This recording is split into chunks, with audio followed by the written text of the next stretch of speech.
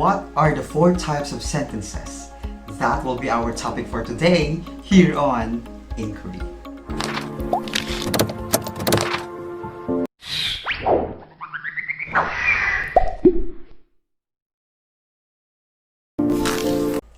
Hi learners! Welcome back to my YouTube channel. I am Teacher Lloyd and I'm very delighted to see you all today. For today's episode, we will try to answer the question, what are the 4 types of sentences according to function? Or in Tagalog, ano yung 4 na uri ng pangungusap ayon sa gamit? Ang pangungusap ay araw-araw natin ginagamit. When we try to converse with other people, when we try to post a status online, or commenting on someone's status, we always use sentences. But we can actually divide our sentences into 4 types. And that will be our discussion for today. Are you ready? Let's start. The 4 types of sentences according to functions are declarative, interrogative, imperative, and exclamatory. Ngayon, isa-isahin natin ang gamit nila. The first one is the declarative or the statement sentence. Ito yung most common type of sentence kasi ito yung mga sentence that gives a statement or opinion or information. It ends with a period. So ito yung mga sentence na nagkakwento ka lang or nagsasabi ka ng information or your opinion and it ends with a period. Let's try some example here. Playing online games is my hobby. So you're just stating an information about yourself. Next, I love my new phone. So this is your opinion about your new phone. Mobile Legends is a mobile multiplayer online battle arena developed and published by Moonton. So ito is an information. And this is an example of a declarative sentence. Let's go to the next one. Interrogative sentence, or what we call the question sentence. Why? Simply because it asks questions. And it usually starts or begins with the WH question, like who, what, where, when, why, how, whom, whose, and many more. And because it asks questions, it also ends with a question mark. So napakadaling identify ng interrogative sentence because it asks questions and it has a question mark at the end of the sentence. Basta tandaan na lang natin, kapag ang pulis may hinuli, nagkakaroon ng interrogation. Ibig sabihin, nagkakaroon ng pagtatanong. And ito yung interrogative sentences. Let's see some example of interrogative sentence.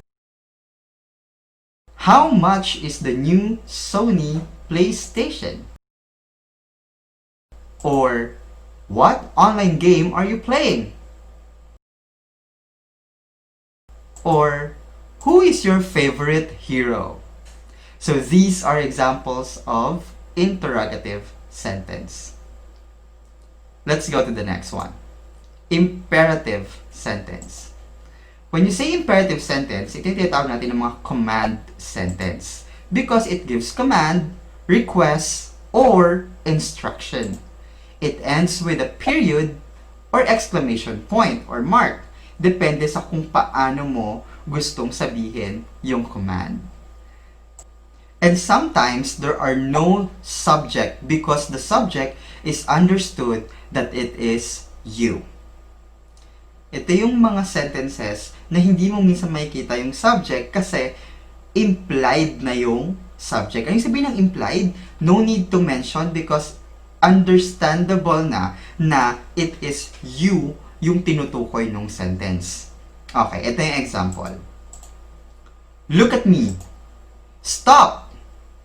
Okay? When you say look at me to someone, understood na nung someone na yon that you are talking to her or to him to look at you. When you say stop to someone, understood na rin nila na sila yung sinasabihan mo ng stop. So they will stop. Another example of imperative sentence. Please wear your mask before entering the room. Madalas natin yan makita sa mga establishment today. And this is a request that you must wear your mask before entering the room. Or you can also see, kindly observe social distancing. So it's another request for you to observe social distancing. Wala naman siyang subject, pero pag nabasa mo, you know that this request is actually pointing you to do what they are asking you to do.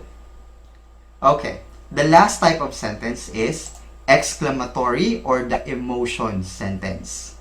Bakit siya emotion sentence? Kasi it expresses a strong emotion. And because it expresses a strong emotion, it usually ends with exclamation point. Example. Kapag ang sentence na to, hindi natin ang nilagyan ng exclamation point or exclamation mark sa dulo, pag binasa natin siya or sinabi natin siya, ganito lang. I'm excited to see her. Walang masyadong emosyon. Pero, kapag binago natin yon, ang punctuation niyang period to an exclamation point, it will be like this. I'm excited to see her. And that is the emotion. The strong emotion that you can feel. Another example. Wow! They won the tournament! You are very excited and you are very amazed of what happened, so you can feel it on the sentence. Or, it hurts me. Ramdam mo yung sakit. Ganon.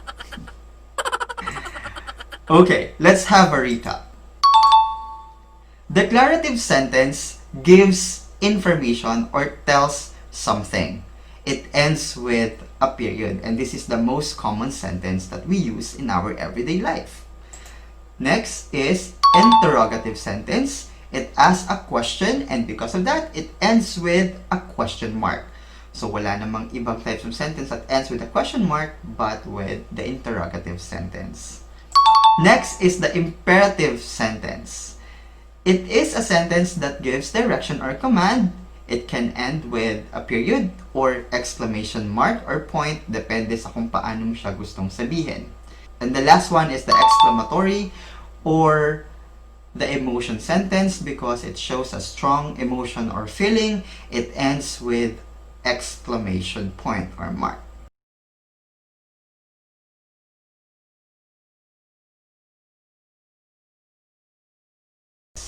And now let's proceed to your exercise. What you have to do is to identify the type of sentence of the following sentences. So you just have to write declarative, interrogative, imperative, or exclamatory.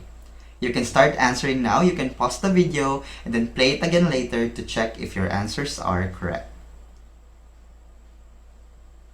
Okay, let's try to check if your answers are correct. Number 1, the students wanted to go to Korea. So you're just stating an information about the students. So this is a declarative sentence. Number 2, can we have 2 more hours of playtime? This is a question, therefore it's an interrogative sentence.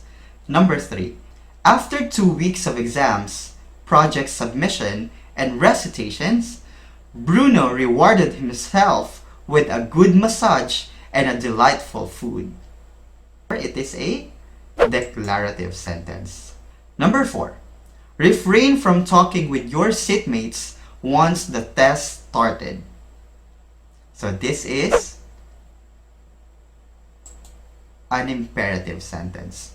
Next, number 5, that was awesome. Strong emotion, therefore it's an exclamatory sentence. Number 6, always remember everything I told you. This is a command, therefore it's an imperative sentence. Number 7, he submitted a report against the other player. It's just as a statement, So it is a declarative sentence. Number 8. Where have you been all this time? It's a question, therefore it's an interrogative sentence. Number 9. We will not tolerate bullying in this class. This is another statement. It's a declarative sentence. And last number, you are a fantastic speaker. It's a strong emotion, therefore it's an exclamatory sentence. Did you get everything right? Very good. Now for your additional exercise, here's what you have to do. Make a comic strip of yourself that shows all type of sentences, like this one. I will buy a new laptop. Which one should I take? Can I please get that one? Wow, that is so expensive. So just have fun and be creative in making a comic strip. You can edit your pictures like this or not, that's okay, as long as you'll be creative with your poses and with your dialogue. And that's all for today. I hope that you learned something new from today's episode. This is Teacher Lloyd reminding you to keep asking and keep learning. And aral-aral din pag may time. See you again on my next episode.